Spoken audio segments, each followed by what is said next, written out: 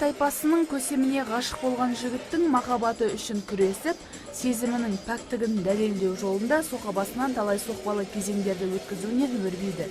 Яғни сері сүйгеніне қол жеткізу үшін өзгелерден оқ бойы озық тұрып, ғашығының тәжісі жасырынған Қобдишаның кілтіне қол жеткізбекке талпынады. Бұл жолда қара ниетті кейіпкерлермен арпалысады, сындарлы сынақтардан сүрінбей өтуге барын салады.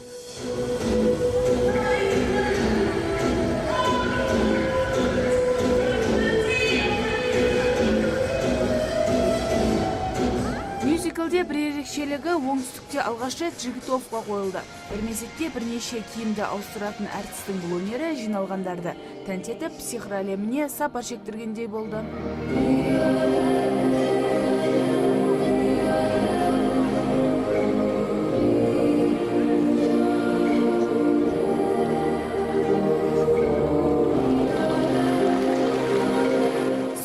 Қойылымда әуе гимнасттары, акробаттар мен сайық мазақтар өнер көрсетіп, кішкентай көрермендерді қуанышқа бөледі.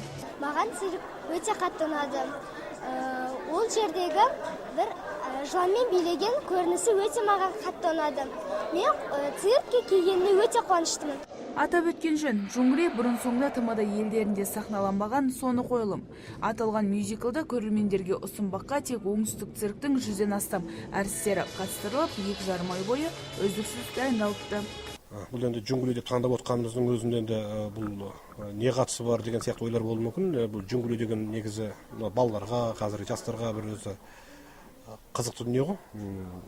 Сондай бір ерекшелікпен жастарды, көрерменді тарту үшін Джунглиде неше түрлі образдар бар мысалы.